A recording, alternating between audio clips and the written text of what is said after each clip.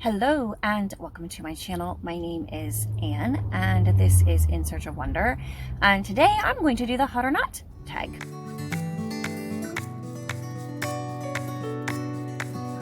Alright, so I am really struggling with the lighting today because it's just that time of day and the sun is just so bright today that it's just creating like swaths of bright light and then shadows. I was just filming an update for my weekly update for the end of this week, and it's a little ridiculous. Anyway, so if I hold my head just like this, the lighting isn't too horrible. So let's do this. The hot or not bookish tag, which I was tagged by Dia at A Novel Idea. So thank you for that tag because I really needed another video for this week. And this is fun. I've been watching a whole bunch of other of the hot or not book tags and thinking about my own answers, so I'm excited to do this one. I think I'm going to do what Dia did, and I'm going to go and do it as it's supposed to be done and just give my quick hot takes, whether it's hot or not, and then I'll circle back and give my thoughts, a little more in-depth answers to most of them. And I'm also, I just can't do like straight up hardcore, it's hot or it's not. So some things are going to be hottish or notish, or maybe a little bit of both. Here we go. A, audiobooks, not. Bildungsroman, that's B. Bildungsroman, that would be hottish. Children's books, hottish. D for digital, hottish. E for experimental, not. F for fantasy, not-ish. G for graphic novel, not really, not-ish. Horror, not. Inspirational, hottish, not-ish. Totally depends. Circling back to that one. Journalism, hot, sure. K, kitsch, no, not. Library, hottish, not-ish. Mystery, hottish. Nonfiction, hot. Omnibus, hottish, not-ish. I don't have strong feelings about that one way or the other. Poetry, hottish. Q, quests, hottish. I mean, why not? R, romance. That's another one of those, totally depends. Hottish, not-ish. Science fiction, not. Translation, hottish, not-ish.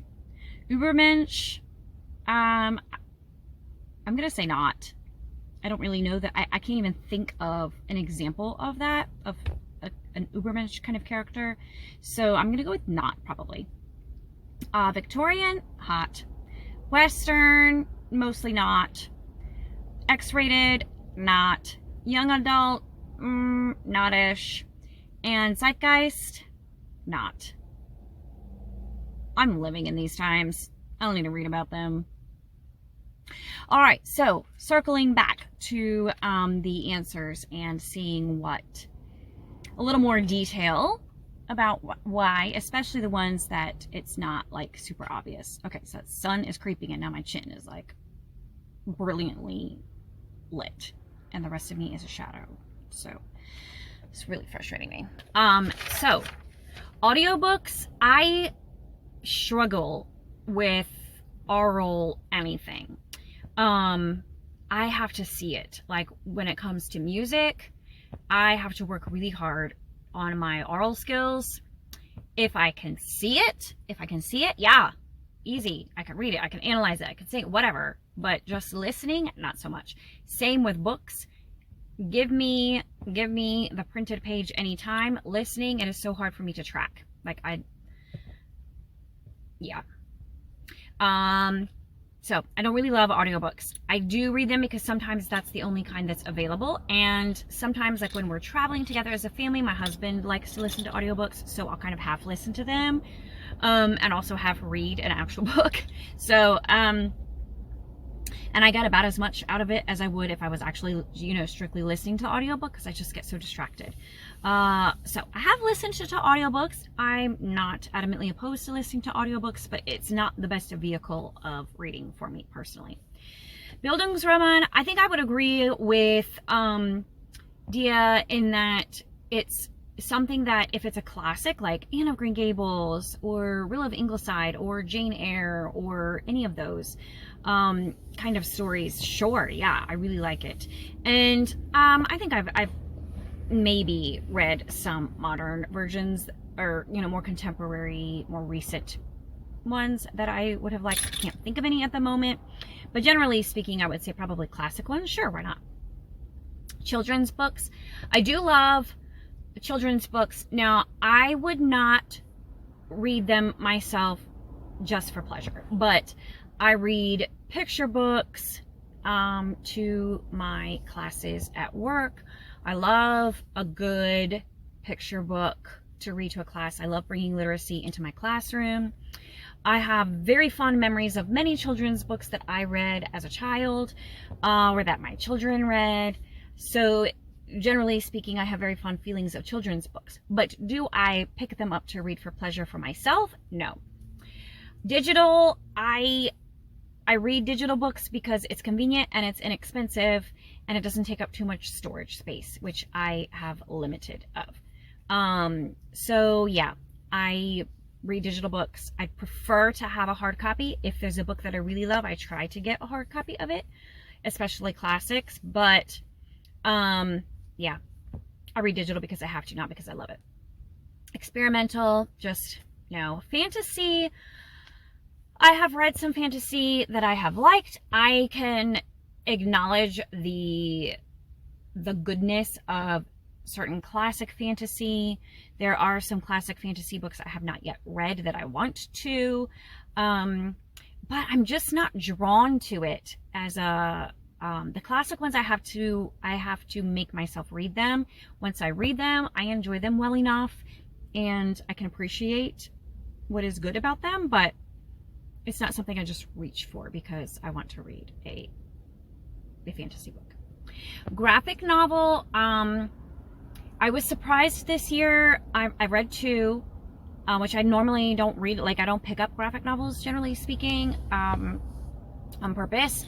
But I ended up reading 2 this year, and one of them surprised me by how much I really loved it, and that was Glass Town, and it was about Charlotte Bronte and her childhood stories. That one, kind of, I was surprised by how much I really enjoyed it. So if there are more out there in the world like that, I would love to read it. There was one that Chantel reads all day, and I think Tiffany at Beautiful Minutia were talking about earlier this year about Dietrich Bonhoeffer that looked really interesting that I would like to read.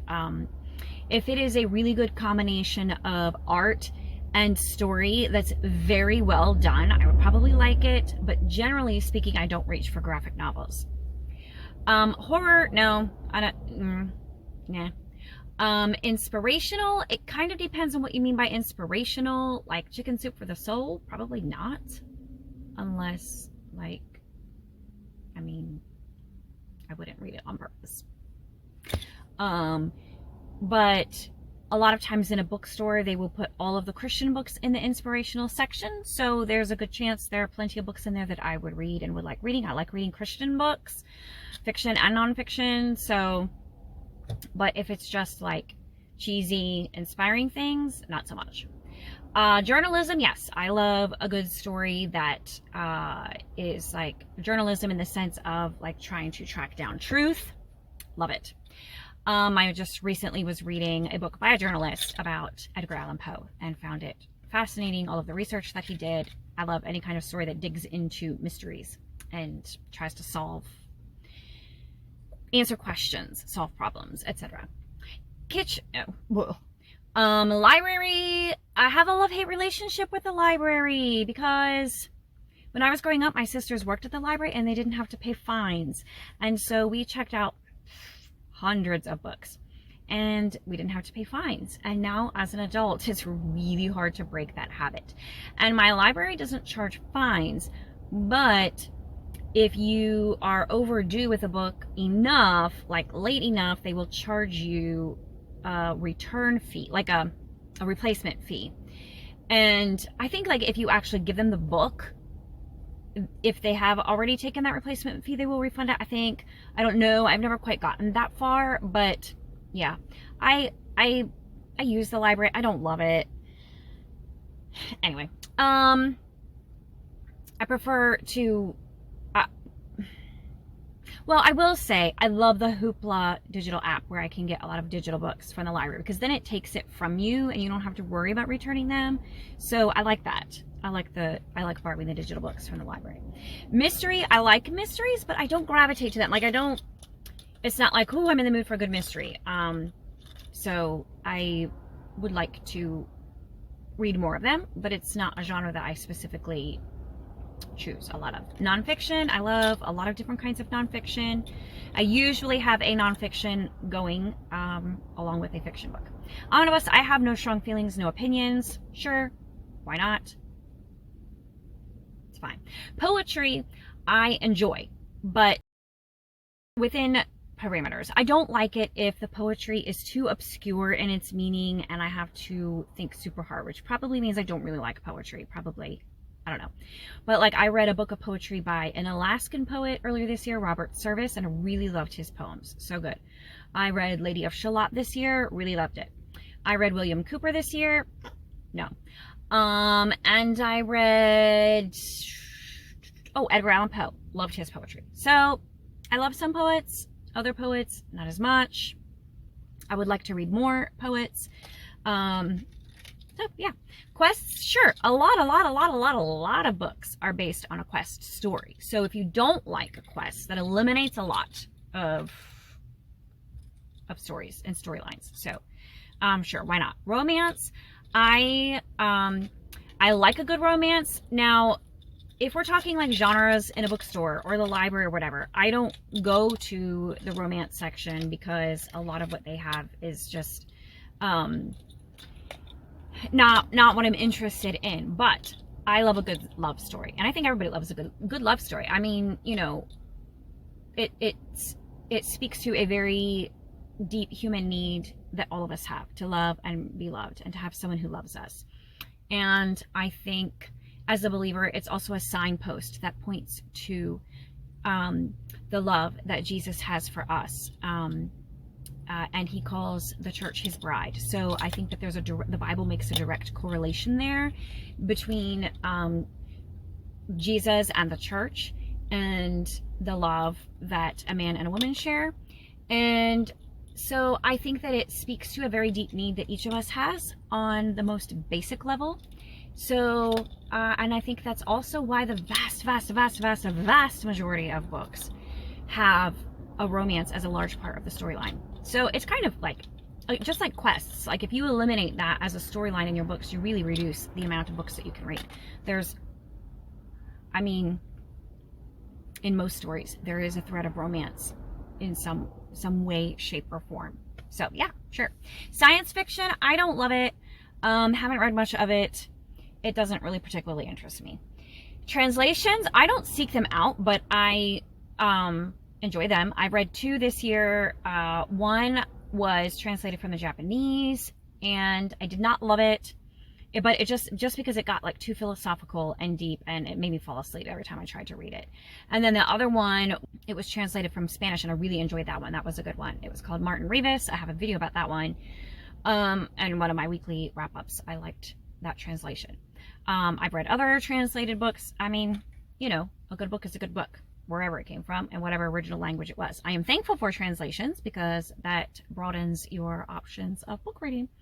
Übermensch, like I said, I don't even know, can't even bring to mind an example, so I'm going to say no for that. Victorian, I love a good Victorian novel. Most Victorian novels I have read, I have enjoyed to one extent or another. Westerns, I mean, like shoot-'em-up westerns. I've never read anything by like Louis L'Amour or who are some of the other Western authors. I don't even know. I've never read any of them. But if you're talking about books set during the era of, you know, pioneers and that kind of thing, sure. And the gold rush, I don't mind a good historical fiction set in those times, but not like a, you know, gunfight at OK Corral kind of thing. I'm not really interested in that. X-rated, nope, not interested. Young adult, I was just talking about this in my weekly update that I am filming and preparing for this coming Sunday. It's kind of like novellas for me. I feel like young adults, just by virtue of the characteristics of a typical young adult novel, they tend not to dig too deep into whatever the subject matter is, and sometimes they deal with really heavy things, but it gets very lightly touched on. It's not an adequate venue for really tackling heavy things. Now, that's not to say it doesn't happen, because I know that it does.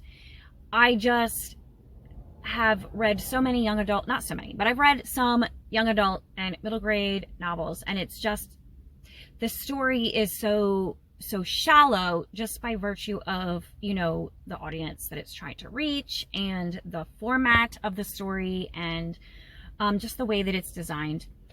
It's not my favorite. I much prefer, you know, a deeper, meatier, more mature handling of the story, generally speaking. There have been some young adult books that I have enjoyed. One in particular was Everything Sad is Untrue by Daniel Nayeri, which I believe is marketed as young adult. And it's written from the perspective mostly of a 12-year-old boy, but so good. One of the best books I've read, regardless of genre. So, at least by modern authors. Excuse me. So that one I really liked. Very good. So I don't hate all young adult, and if it's a really good book, I'll read it. Like, I just finished reading The Enchanted Sonata, which I will talk about in my weekly update, and I enjoyed that one also in its young adult. But if I see a book that a lot of people are talking about, and then I see that it's young adult, I'll be like, maybe. I might or I might not, but I'm not going to reach for it and be like, yes, I need a good young adult book. Finally, Zeitgeist. No, not interested. It's enough to be living it. I'd rather read books set about things that we have a little bit of distance from, and, you know, cultures and attitudes that are not reflective of modern ones. I like to just get perspective. So that's it for Hot or Not. Thank you, Dia, for tagging me. And oh goodness, I forget the name of the channel that originated the tag. Another bibliophile, maybe. I'll tag them below. And as far as tagging other people, so many have done this tag already, so I don't know if you have or haven't. If you haven't, like, I don't think that I have seen Catherine at Read Journal Love do it, and I don't think that I have seen Tabitha do this one, so I'll tag Tabitha as well. And I don't think, anyways, yeah, we'll go with that. I'll tag those two, and otherwise just consider yourself tagged and let me know in the comments if there are any of these that you agree with me or disagree with me on. How would you answer the question? And I will see you next time. Bye.